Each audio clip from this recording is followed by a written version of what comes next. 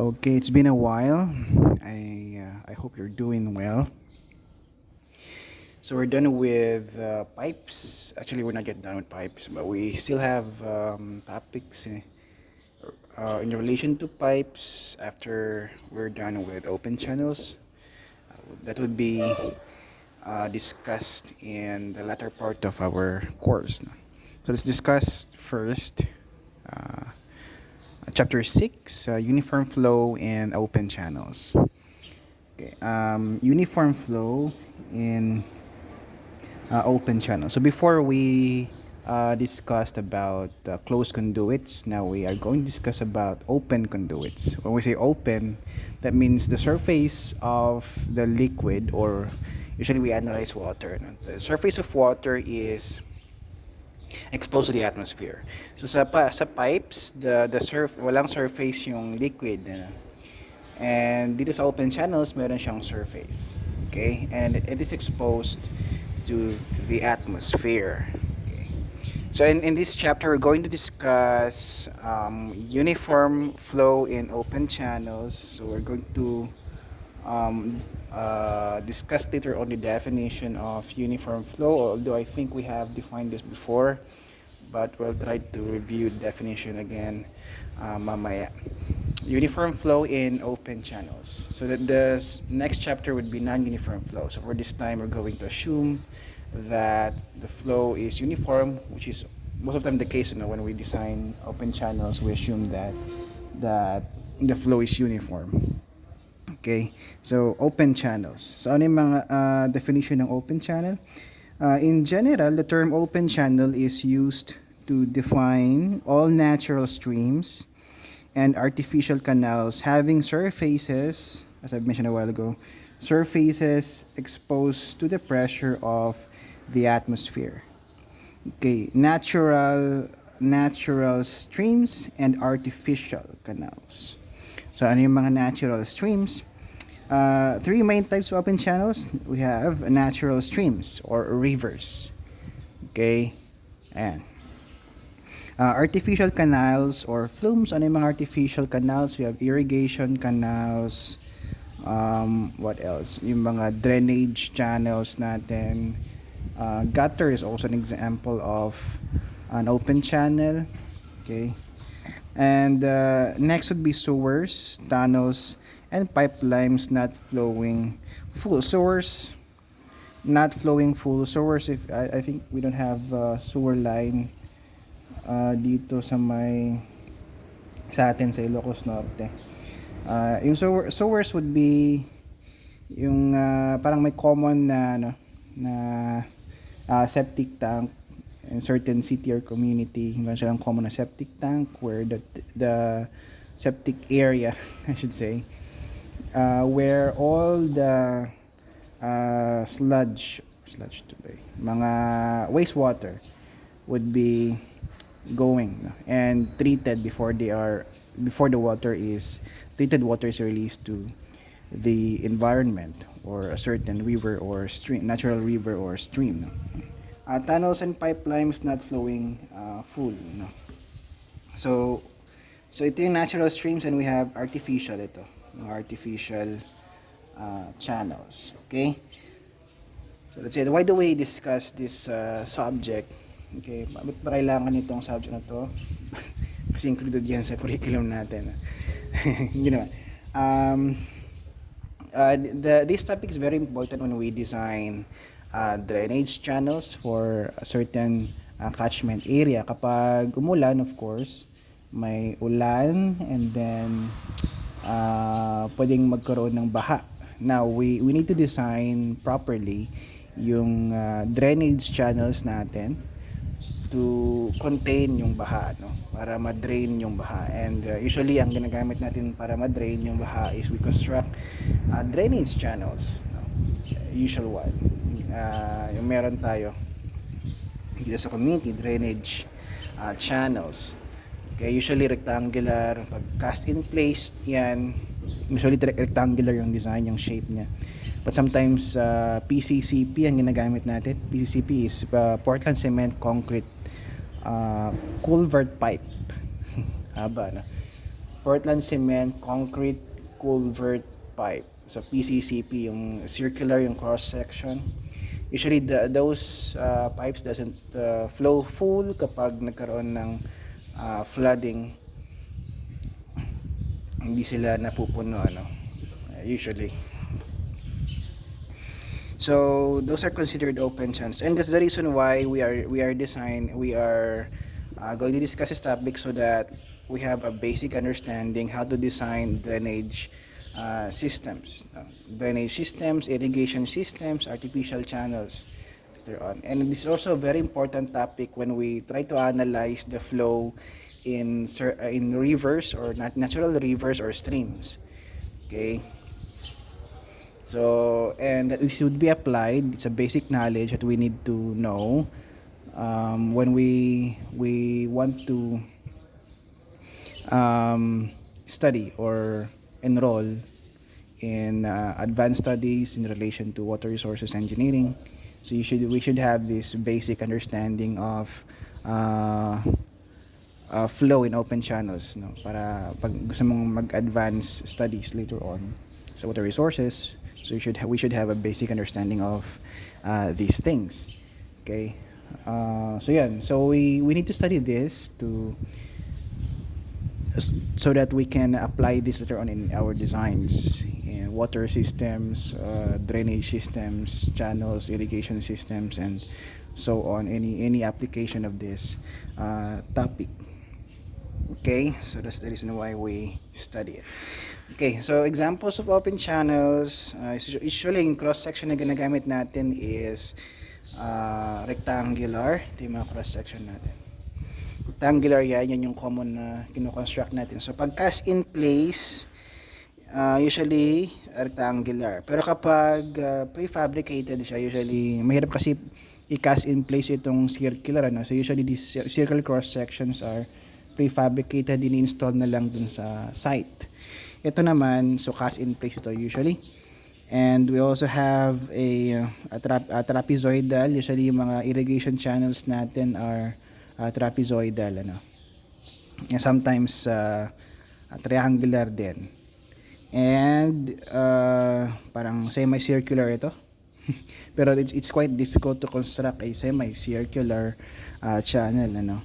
Ito mga natural sections natin, natural streams. So usually regular yung section natin kapag yung mga natural streams or rivers. And this shows the contour lines here shows the velocity in each section dito sa may channel natin. So usually yung velocity the velocity of the particles, liquid particles, or in this case water, liquid particles near the wall of the channel is lower compared to the velocity of the particles dito sa may gitna. Ayan. So this is represented by the contour lines dito that's atin. But we usually solve for the average velocity, although the velocities will be different from one section to another. That's why we usually use yung pitot tube. So may nagsasubmerge tayo ng pitot tube dito to solve for the velocity, or meron tayong mga ginagamit na instruments to solve for the velocity at each depth, each section in the channel, so that we can have an average velocity. So ina-average natin yan later on. It would be used in the analysis of flow, especially sa mga streams natin. Mas mahirap kapag may sa stream, natural streams natin. We also need to solve for the cross-sectional area of the stream. And the cross-sectional area of streams, natural streams, usually differ from one point to another, along the length of the stream. So ito yung cross-section niya. So after 1 or 10 meters above or below this cross-section, iba naman yung cross-section niya. So medyo mahirap i-analyze yung flow ng natural streams or rivers, but we still do that. We have methods in analyzing such conditions. Okay, so ito yun, introduction natin. Next would be How do we solve for the flow? Usually sa open channels, just like dun sa um, pipes before, mga closed conduits, we solve for the discharge, we solve for the velocity, no? Or we solve for the cross section. So usually kapag nagde-design tayo ng drainage system, what we can get from what data, yung data na ibibigay sa atin would be the precipitation. So if you are going to design a drainage system in certain catchment area or certain community, kasi nababaha siya, we need to drain para hindi mabaha yung locality or community. Usually, kino-compute natin yung amount of precipitation going or poured in a certain area, no, with respect to time, and that would be our basis for the computation of the discharge. No, ito yung precipitation na pumapatak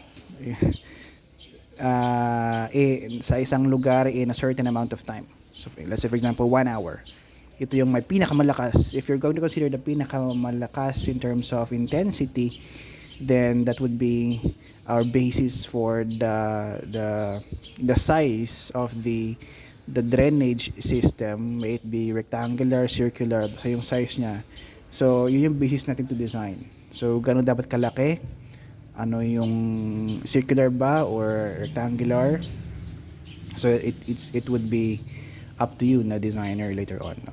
So usually kapag nag-design tayo, we have the discharge, okay, based from existing data, and then is a discharge in this community, we design it.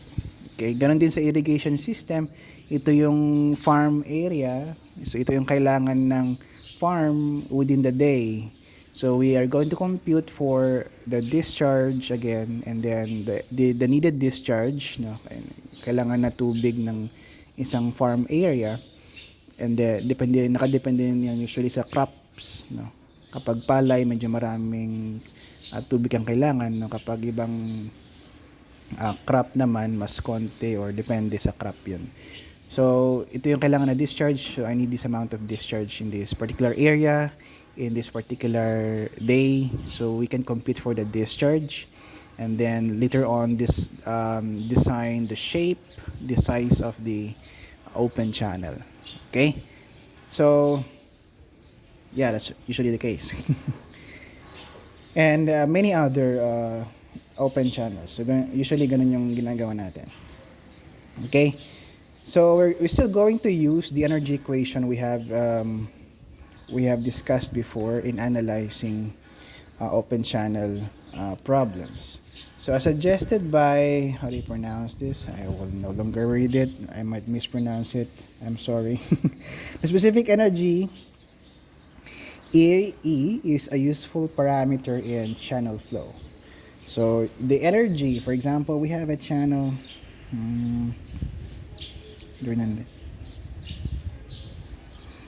Ito yung flow. This is the channel bed. And in that section, kinat natin, let's say rectangular yung cross section niya, no. Okay, ay sorry, may slope dapat to. So meron siyang slope, yan, slope ng channel bed. So the total energy na certain section, for example, kinat natin yung channel, kinat natin yan. So yung total energy in that section, going back to our energy equation, we know that the energy equation is equal to V squared all over 2G plus P over gamma plus Z. Since open channels ay merong surface exposed to the atmosphere, that means we cannot pressurize open channels. No, it is hindi we cannot add pressure, no. Hindi tayo pwedeng magdagdag ng pump sa open channel kasi nga open yung exposed to the atmosphere yung surface ng liquid. So basically we don't have pressure energy in open channel. So wala yung pressure na kung pwede natin i-pressurize, that means hindi na siya open channel, ano, isa na siyang pipe or closed conduit. So mawawala yung pressure energy dito. We are left with V squared all over 2G plus Z. Z here actually is the depth of flow ng open channel. Okay? So V squared all over 2G. So that would be reduced to yung total energy in a certain section, okay, in an open channel is equal to V squared all over 2G plus Z, when in this case we have the depth of flow. So the energy grade line then usually is equal to the slope of the energy grade line is equal to the slope of the surface of the liquid, equal din yan sa slope ng channel bed. So kailangang may slope yan para magkaroon ng ng flow, ano. Kung walang slope, hindi siya mag-flow, stagnant yung water. Okay? So the liquid flows by virtue of gravity. So therefore meron dapat tayong slope ng channel bed. Okay? Ayan. So how do you compute for the discharge? So basic formula for discharge is Q is equal to area times velocity. So we can compute for the area, kapag meron tayong given na section ng pipe ay ng channel, I should say, or stream, or any open channel, then we can compute for the area, cross-sectional area, and then we can compute for the velocity in terms of several formulas here. Now the fundamental formula that we're going to use is a Chezy formula. Now from Chezy we will be from Chezy to Manning's formula. We will discuss Manning's formula later. So Chezy formula, okay, we can compute for the velocity of flow by this formula. C is equal to square root of Rs. That's a Chezy formula. R here is the hydraulic radius, which is equal to the ratio of the cross-sectional area of flow divided by the wetted perimeter. Okay. And then S would be the slope of the channel bed. Yung channel natin. Okay? Ayan. So C here is the Chezy coefficient, which can be computed using three formulas. Mayroon tayong three formulas later on. I-discuss how to compute for C. Okay? So hydraulic radius, again, itong wetted perimeter natin is, as the term implies, yung nabasa lang na perimeter. For example, this is yung channel natin, rectangular. This is the depth, the total depth. Tapos hanggang dito lang yung, let's say this is the base. Dito lang yung tubig natin, and this is the actual depth of water. So ang wetted perimeter natin is, our wetted perimeter is B plus 2D. No, yan yung, ito lang yung nabasang part, hindi yung total depth ng channel, ano. So wag yung isama to, wag yung gamitin yung total depth sa pag-compute ng wetted perimeter, since this portion of the channel is not wetted. So yung nabasa lang ng tubig ang ilalagay, ang basis natin for the computation for the wetted perimeter. Ganon din sa area. The area of flow, ito yung area of flow. So the area would be, area is B times D, no? Wag yung malaking D, yung total depth niya, since ito lang naman yung area of flow. Okay, so that's wetted perimeter. That's also true for other sections, like circular section, trapezoidal section. Okay, so yeah, that's Chezy. So how do you compute for the Chezy coefficient? We have three formulas to empirical formulas to solve for the Chezy coefficient. Okay, number one would be the Cutter formula. This is a formula, empirical formula to solve for C, Chezy coefficient, for SI, and for is for English. Hindi naman masyadong mahaba, no? Mas mahaba yung mga formulas natin sa geotechnical engineering. I don't know. Okay, Manning formula, ito yon. Another formula to solve for the C in the Chezy coefficient. We can use Manning formula to solve for C. And lastly, we have Bayesian formula to solve for C. So na-present na natin yung formula in SI and in the English system. Okay? So that's how we compute for the Chezy coefficient. Okay, so meron akong nilagay dyan na sa module natin na typical Manning's coefficient n. Manning's coefficient n is dependent on the material used, the lining material. So usually yung lining natin, kung hindi siya lined, usually kapag walang lining, no, lupa lang siya. Pwede naman ganun yung open channel natin, ano. So depende yan sa lining ng material, pwedeng asbestos, cement, usually ginagamit to sa culvert, PCCP, ay culvert, circular channels, asphalt, and so on. We have several materials here. This would be the corresponding value of n in the computation of the Chezy coefficient.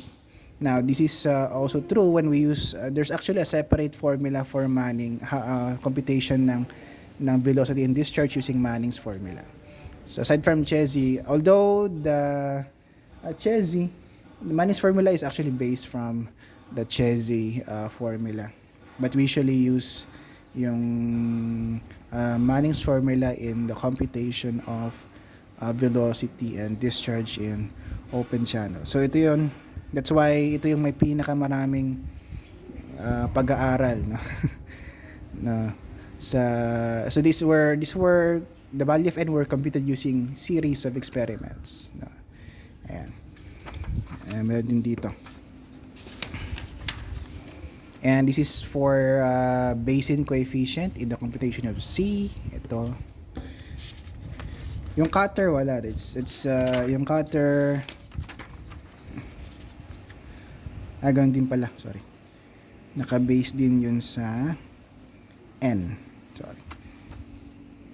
O roughness coefficient ng lining ng open channel. Okay? So, aside from Chezy, meron tayong Manning's formula to solve for the velocity or discharge in an open channel. Although this Manning's formula is also based from the Chezy formula, no? Ayan. Okay, this for SI and for English. Now, take note, since Manning's formula ang usual na ginagamit natin sa pag-solve ng discharge or velocity sa open channels, if the situation or problem does not require any specific formula, so pag walang sinabing specific formula to be used, that means you're going to use the Manning's. Ito, sa pag-compute ng velocity and the discharge. Okay? Ayan. Next is other concept that we need to understand, the uniform flow. When do we say that flow is uniform? Okay. So the simplest of all open channel problem is a uniform flow condition, because mahirap kasi i-analyze yung non-uniform flow, no? We'll discuss that in the next chapter. We will just discuss a few conditions, some conditions in non-uniform flow, although there are many conditions, many, that's redundant, in non-uniform flow in open channels, no? So, usually pag nagde-design tayo, we always assume, hindi naman always, we assume that the flow is uniform. So, ano ba yung uniform flow? For the flow to be uniform, the velocity, take note, the velocity, the depth of flow, and the cross-sectional area of flow at any point of the stream must be constant. So for example, I have a stream. Longitudinally, hindi siya cross-section. Ito yung stream natin, ito yung discharge Q. This is the channel bed. Now, let's say, for example, for a certain length ng stream, for a certain length L ng stream natin. Okay. Ito yung flow. Let's say this is section 1 and this is section 2. Now, for the flow to be uniform, from 1 to 2, no, for this particular length of open channel, the velocity, the depth, yung velocity niya, V1, and this is V2. V1 and V2 should be the same or equal. The depth should also be the same. D1 and D2 should be the same. And the cross-sectional area, so yung base niya later on, kung ano mang klaseng open channel to, the cross-sectional area flow should be also equal, no? For the flow to be uniform, which is a very idealistic assumption, ano? Kasi most of the time, if not always, there will always be when we actually construct the open channel, syempre nagkakaroon tayo ng discrepancies in terms of the cross section. Kahit gaano ka pa kaingat dun sa pag construct ng open channel, no, meron pa ring discrepancies dun sa may cross section later on. So from 1 and 2 and any section in between, magkakaroon din ng discrepancies in terms of hindi rin masyadong nasusunod yung slope ng channel. No, halimbawa, iba yung slope dito, minsan mas steep yung slope at this section, mas hindi masyadong steep yung slope sa at a particular section, then the velocity would not be the same. Even the depth, of course, no, the depth sometimes varies, you know. So we cannot really use this assumption when we think of the actual conditions. This assumption is very ideal, you know. But since it is difficult, no, I'm not saying it's impossible, it's difficult to analyze non-uniform flow conditions. Okay, so that's why i-analyze na lang siya using with the assumption that the flow is uniform, no? And then we will apply some adjustments later on sa construction. Okay, so that's it. That's uniform flow, and that is chapter 6. And then another important factor that we need to consider is the boundary shear stress. No? The boundary shear stress. Since merong flow, merong friction between liquid particles and the wall or the lining of the channel, nagkakaroon tayo ng shear stresses like sa pipes, nagkakaroon ng shearing stresses doon sa may portion na yun. So, and it's very important, no, to control, no? Kasi kapag masyadong mabilis yung flow ng pipe, very steep yung slope ng channel, then syempre it's a function of yung as based on the formula natin, no? Pag masyadong steep yung slope natin, malaki yung slope, then that means yung shearing stresses would also be great or very large, and then that would somehow, kapag medyo mahina yung lining natin, halimbawa wala siyang lining, lupa lang siya, then the wall of the channel would disintegrate, no? That's a possibility, no? Since medyo malaki yung shearing stresses, then the lining ng channel natin would be very much affected, no? Affected ng shearing stress, and it may destroy the lining, and then it may destroy later on the entire channel. Okay, so it is important that we maintain a certain slope, no, to maintain a certain amount of shearing stresses that would somehow not be harmful dun sa structure natin or sa channel natin. Okay, so we compute for the shear stress using this formula, gamma RS. Gamma is the unit weight of the liquid, so usually water yan. And we have R is the hydraulic radius, and S would be the slope of the open channel. So normal depth, because we have different depths later on sa non-uniform flow, we'll discuss it. Normal depth, D, is the depth at which uniform flow will occur in an open channel. Uniform flow will occur in an open channel. Normal depth may be determined from Chezy formula. Equate lang natin yung slope ng energy grade line is also equal to the slope of the channel bed. The resulting equation usually requires a trial and error solution, but we can use ship solve using your calculators, ano. So those are the different concepts we need to understand before we apply yung mga formulas and concepts by solving problems later on. No? Oh no, we have discussed that in 30 minutes. Okay, so we are going to solve the problems in separate video na lang. Okay.